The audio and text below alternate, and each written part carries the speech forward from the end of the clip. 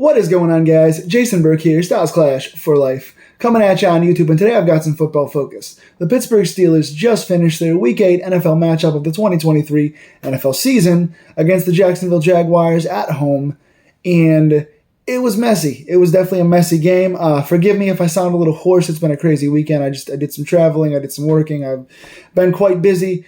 And I want to get to this one fairly quickly. There's a lot to cover in this game. Both teams coming in pretty hot. Jacksonville 5-2, Pittsburgh 4-2, both on streaks, both kind of finding their identity a little bit, making more plays than they had previously, putting some streaks together. Two pretty good, underrated AFC teams playing in this game, so something had to give. Somebody had to lose, and somebody had to continue their streak. In this case, Jacksonville is the one that continues their streak with they go to 6-2. Pittsburgh falls to 4-3 with a 20-10 Jacksonville victory here in Pittsburgh. A loss we didn't want to take, but there's a lot of controversy surrounding this one. You guys have, I don't want to make this what the review's about, but you guys have read my stuff since 2010 on like 5 different professional NFL covering websites. You've watched my video reviews nearly every week for the past like 4 or 5 seasons that I've been doing YouTube reviews. You guys know that I'm not somebody that likes to blame the team that loses or blame the referees especially. I'm not one of those like, oh, the Steelers beat the Steelers, or oh, the referees cost us the game. That's a really cheap way to look at things in a very sore loser kind of mentality. And I'm not saying the referees cost us this game, because they did not at the end of the day. But there were like 4 really bad calls all against the Steelers in the first half. They really did swing some points against us here. This was, for being a 10-point game, Pittsburgh was cost several points here. Hard to go back and diagnose them when I wasn't writing them down as we went along. But early on, there was a drive where James Pierre came in. Levi Wallace did not play in this game, so Porter got the start and Pierre was the backup. James Pierre got a nice third down stop play on a Lawrence throw, and they called pass interference in what I thought was a bad call that went on to get Jacksonville the first down, and then they went on to get a field goal, which made a 3-point difference for Jacksonville.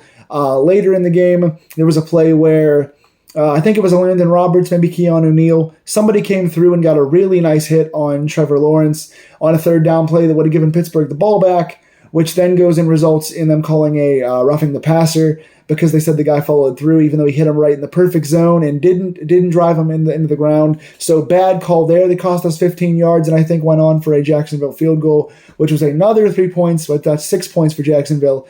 And then on a drive at the end of the half, Kenny Pickett gets hit, shoulder into the ribs, followed through. Actually, Kenny hurt his ribs on that play, left the game and did not return. So that cost us a lot on offense for the injury, but also we didn't get the penalty call that we deserved on that play. So we wound up, I think, punting or just not getting the first down. So Kenny gets hurt. We don't get the extra yardage that we should have gotten on a blatant roughing the passer play that drove the quarterback down. So that hurts us for the rest of the game. And then we go and make a 50-plus yard field goal from Boswell, and they called offensive offsides on one of the offensive linemen on special teams. Offensive offsides. I never heard that call before in my life. The replay did not look like he was offsides.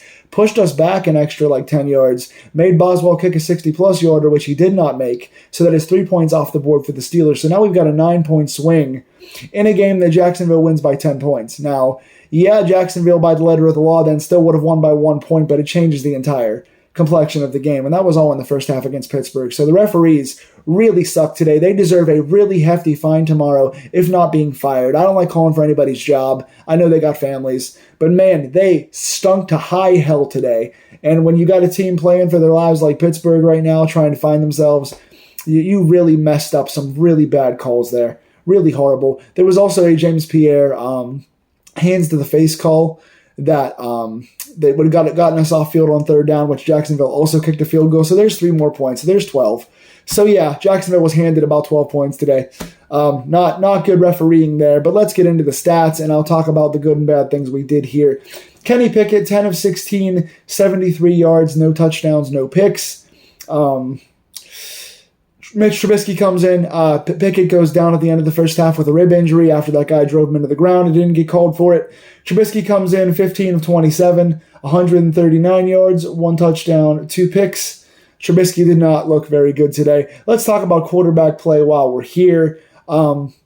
Pickett started very slow. It was in the first quarter plus 5 minutes of the second quarter. Pittsburgh had 9 yards, no first downs. Really, really slow start, as we have been doing a lot on offense. We've got to improve that. We cannot always start this slow and fall behind when we're doing nothing in a whole first half. We can't waste entire quarters with 9 yards. We cannot have that. We have too much talent on this team, even with rainy conditions. It was a very, very rainy, nasty day, especially in the first half, which led to a lot of drops and slips and stuff like that. So it was a sloppy game, but Jacksonville didn't look nearly as sloppy as we did. We did not execute well. We came out with a nice deep throw to Deontay Johnson, which he dropped, and then we had a second throw to Deontay, which he dropped again, but it was a penalty on the offensive line anyway. And then a third throw on the second or third drive to Deontay Johnson where he slipped down. He was supposed to cut back on a route and slipped on the field, and Kenny threw it right to the Jacksonville Jaguars guy, which would have been an easy pick six, but he dropped it because of the conditions on the field. So very slippery on both sides. Can't really fault Deontay for the slip too much. It was a nasty day, but those two drops were on Deontay, especially the first one, which would have been a nice big first down to open the game. So Deontay starts rough, but then gets better as the game goes along. But overall, Pickett came in that second quarter and looked pretty good. Had two nice drives that resulted in field goals. One was taken off the board for a miss later, but got 3 points in the first half. He really had 6, but 3 were taken away. Pittsburgh gets better in the second quarter.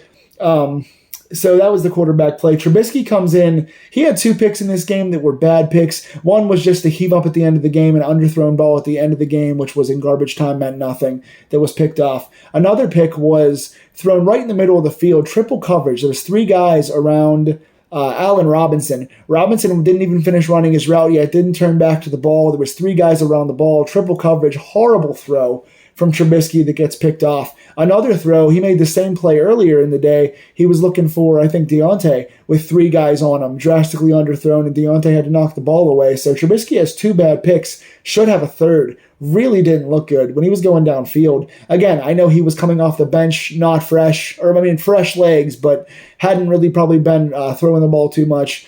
Really slippery conditions. But man, for a veteran like that to come in after Pickett had been getting momentum on his side, Trubisky looked really bad. So we have to hope that Kenny Pickett has healed ribs. Hopefully it's just like a minor bruise or had the wind knocked out of him or whatever, and then he can come back in next week, man, because Trubisky did not look good in this game. Speaking of not looking good in this game, running stats. Najee Harris, 7 carries, 13 yards. Jaylen Warren, 5 carries, 19 yards. Only 2 good carries the entire day, both by Jaylen Warren, nothing from Najee Harris. So yeah, we're looking at 13 carries here for 32 yards? Not good stuff. Really, really not good stuff running the ball. Offensive line didn't help much, but when you've got a really rainy game like this, when it's windy and rainy and slippery and all that, you really want to rely on your run game. You want to rely on your offensive line to push guys back and give your runners some room, and you want to rely on your runners, like we used to do with Jerome Bettis in our nasty snow games, to give the ball to the running backs and let them kind of carry the team. Much like Travis Etienne did for Jacksonville. He made some nice cuts on this field and played pretty well overall. Not a crazy high average, like 3.5 maybe. He didn't do amazing, but he had a solid 79 yards on the ground plus a big wheel route for a touchdown. Etienne played pretty well. Like I said, Jaylen Warren had 2 nice carries. Other than that, nothing special. Najee Harris did add 5 catches for 42 yards in garbage time.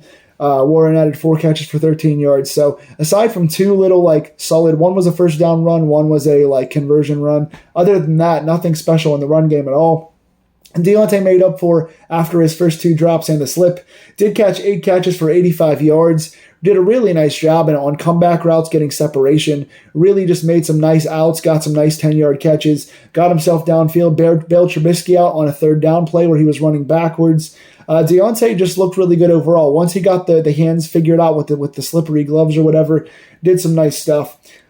George Pickens, 1 catch, 22 yards, and a touchdown. Let me complain again. I'm tired of doing this, but George Pickens is coming off of 200-plus yard games. I know Deontay is back now. I know that in some cases we had slippery conditions, we had backup quarterbacks, all these things, right? But George Pickens coming off of 200-yard games is an absolute star. He catches everything in his radius. Everything that's thrown in Jacksonville, George Pickens catches. He had 3 targets in this game. 1 short bad throw by Pickett where the ball kind of slipped out. Real short throw, nothing special was behind him. I think it was Trubisky that threw a sideline back shoulder throw that Pickens caught, and he drug one toe, and then the other one was just like the big toe was out of bounds. It was like an inch away from a catch. But he made the catch, but he just didn't get his foot down. And then the third target of the day was a one-on-one ball. Pickens makes a catch, jumps over two guys, lands on his feet, and runs it in the end zone for a touchdown. So his only catch was a freakish, beautiful play with great balance where he gets in the end zone. The other one that was in his hands, he caught. He just didn't get his toe down. So Pickens is an absolute freak who catches everything. The fact that he has 3 targets and just 22 yards in this game is absolutely abysmal. Again, when the conditions are slippery, I know you don't want to throw as much and you don't want to go downfield as much. But when you got a guy with as good hands as George Pickens, throw some bailouts, throw some one-on-ones. When your offense has 9 yards and a quarter and a half, you just throw the ball up one-on-one. Give Pickens a chance. He will catch it or draw a pass interference. Give the guy an opportunity. What's it going to hurt? Your offense already stinks and the conditions already stink. Throw the ball up to this absolute monster maniac. The guy's freaking Megatron. He has the best physical attributes and hands that I've seen since Megatron, since Calvin Johnson. Give the guy a damn chance. You have a guy that is so good at separation, like Deontay Johnson, and a guy that is so good with his hands, like Calvin Austin, like George Pickens. You have a guy we used in Calvin Austin who can be so explosive and slippery and such good footwork and such good speed. Why are we not using these options? We had 2 plays to Calvin Austin today in which he made 1 catch and 1 nice first down end-around run. George Pickens, again, 3 targets, 1 touchdown. Deontay, 8 for 85 when he was getting targeted. Why are we not taking shots downfield? Why are we this boring offense? We don't have to be, especially when our 2 running backs have 32 combined yards. Ridiculous. Negatives. Referees, I already talked about it. Chuks Okorafor got Kenny Pickett sacked really badly on a play that he got beat on. And then the very next play, he had the holding penalty on the Deontay drop downfield. So bad holding penalty leads to a 4th down. Would have wiped out a nice play for us. Gives the big sack up. Mason Cole also gives a big sack up. I think it was Josh Allen that got both of them. Mason Cole got Pickett hit several times today. Chuks and Cole did not play well whatsoever. Dan Moore goes out. Broderick Jones comes in at one point for injury. Broderick, I thought, did nicely, but Dan Moore's not doing anything to stand out. I would make the change to Broderick Jones, and I would also look at maybe having Jones and Moore play together, because I think right now Dan Moore, so far this season at least, is playing better than Chuks and Mason Cole. Got to make some changes. O-line not playing well. Doesn't help the bad refs, the bad conditions, and the bad running today. All negatives. Defensively, lots of good things to say. 20 points given up overall, but a lot of those were on bad calls. I don't feel too bad about it. Like to see what the inside linebackers have done now 2 weeks in a row. A lot of good plays last week, a lot of good plays this week. 2 forced fumbles today. Quan Alexander had one on a really hard hit over the middle where a guy dropped the ball. Nick Herbig had a nice forced fumble on a guy that was going toward the turf. He jarred the ball loose. The recoveries. The one on Quan was recovered by Cole Holcomb. The one by Nick Herbig was recovered by Keanu Neal, who had some ups and downs today. 2 forced fumbles, 2 fumble recoveries. Very good to see those stats. Also, a 3rd turnover. DeMonte KZ gets a very nice interception. I don't know what Trevor Lawrence was looking at there. Trevor Lawrence had a pretty nice day at 299 yards. Had a pretty good day overall. Had some errant throws because of the weather, but that's not really his fault. But this interception was his fault. He had Calvin Ridley in the back of the end zone. He scrambled out a little too long, stared the guy down a bit, threw the ball underthrown with 3 defenders around, and KZ made the nice pick. So bad throw there by Trevor Lawrence. Don't know what happened on that one. That's giving away points in a rough game, so not smart by Trevor on there. KZ makes the nice pick, but then runs the ball out of the end zone and steps out of bounds. He's slippery running out of the end zone and steps out at the freaking 4-yard line. Pittsburgh does go down to get a field goal on that drive, but still, you pick the ball off in the end zone, you take a knee. You don't run it out 3 yards and go out of bounds. Stupid bonehead play by a veteran there. Landon Roberts, 1.5 sacks, another good inside linebacker today making plays. I already mentioned Quan and Holcomb. Holcomb has 7 tackles along with his fumble recovery, and Roberts has 4 or 5 tackles, including a sack and a half today. He's been getting some hits. I like what he's doing. Again, not a good cover linebacker, but a really good guy in the run game and getting more quarterback pressures. 3 pressures today, a sack and a half. TJ Watt also gets another sack today. It's like another Sunday. I say that every week. TJ Watt gets a sack and also gets a batted ball. So good playing by TJ Watt overall. So, Quan Alexander's all over the ball. Good to see Herbig out there as a fourth-string guy who's making a second week in a row with a big play. Same for Roberts. Defensively, lots of good things to go over. With those guys, I'm liking the front seven's pressure overall. Benton played in there today pretty well. Montravius Adams had a nice quarterback hit. He also had I think he had a sack in this game as well. I didn't write that down. I apologize. Montravius Adams, second week in a row with a big quarterback hit, resulting in a sack this week. I like what Adams has been doing this season. And overall, I like what the inside linebackers have done the last 2 weeks. That, again, I will say that we had a hard time. Patrick Peterson had a hard time. Neal had a hard time. And the linebackers, Holcomb, had a hard time. And a couple others has struggled to watch Evan Ingram. Evan Ingram, 10 catches today, leads the way for Jacksonville. They had a hard time at times on Ridley as well. But Evan Ingram really did a lot over the middle against them, namely Peterson and Keanu Neal. Again, Neal had a bunch of tackles, including a fumble recovery. He was around the ball a lot, but his coverage is not great. KZ is kind of the better cover guy, whereas Neal's the better hitter and tackler, but Neal struggled in pass coverage today, so up and down for him. I'm not going to launch into Patrick Peterson too badly today. He did miss one or two. Coverage plays did look a little slow at times, but he was roaming around a lot. I like the changes today. With Wallace being injured, of course you don't want to see anybody get hurt, but with Wallace being injured, Joey Porter Jr. got to start, and James Pierre played the backup. Now, Pierre did get 2 penalties called on him. One we didn't get to see a replay of, and the other one I think was total BS. But overall, I like Pierre's work today as the backup outside corner, and I love Porter's work today. Good game for Porter overall. Really like what he did in there. These guys, backups, a rookie and a usual fourth-string backup, played much better than Wallace today and better overall than Peterson. I like the backups better than the starters, although Peterson wasn't terrible today in coverage. But Ridley and Ingram did play well. Special teams-wise, Iwabuke was our return guy on kicks. Calvin Austin was still doing punts, but Iwabuke was doing kicks. Don't really understand that. I'm glad that we did release Gunnar Olszewski, but you have several guys on this team. Calvin Austin could easily be the kick returner.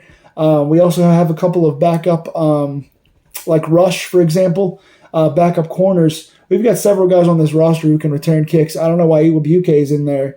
Did get a nice 20-plus yard return in this game, but I'm confused as to who he is or what he's doing in there when you have more experienced returners and more explosive guys there. Chris Boswell's 1 for 2. In my opinion, he was 2 for 2. He made the first field goal very nicely, made a 50-plus yarder very nicely, like 57 or so, and then the BS penalty, the offensive offsides penalty, which makes Boswell kick a 60-plus yarder, and he shanked it because he had to try to force it in rough conditions. So 1 for 2 on the day stat-wise. In my opinion, 2 for 2. He got screwed. Presley Harvin, not his best day, probably his second worst game of the season. 6 punts, 257 yards, 42.8 yard average, which is right about on average for him. Not great, not terrible, kind of in the middle. But no punts inside the 20. None of the 6 went inside the 20, and he did shank like 2 out of the 6. 1 punt was really bad. 1 was not great. The other 4 were solid. But yeah, not the best day for Harvin either. Again, kicking and snapping and stuff on special teams is pretty hard in the conditions, so I'm not going to beat on them too badly. But yeah, overall, quarterback injury, bad backup quarterback play, not enough targets to our stars, not the best play calling, not the best blocking. Defensively, still having trouble in the cutback lanes with ETN, having trouble guarding the tight end, but some promising play by the inside linebacker. So Pittsburgh does go on to lose a rainy, badly called game 20-10, drops down to 4-3, still right in pace with our division at 4-2 and 5-2 respectively for the teams ahead of us. Still early on in the season, still got some good division wins, lost a pretty rough game to a pretty solid team in Jacksonville. Can't feel too bad about it, but it is a step backward for how we played the last 2 weeks and with the injuries. So got to see if Kenny's okay. That is it for this week, guys. Tell me in the comments below who stood out to you positively and negatively and why. Please like, share, and subscribe if you like these Steeler Deep Dive videos, and I'll bring you guys more Steelers coverage every week as I've been doing all season. Take care. Go Steelers.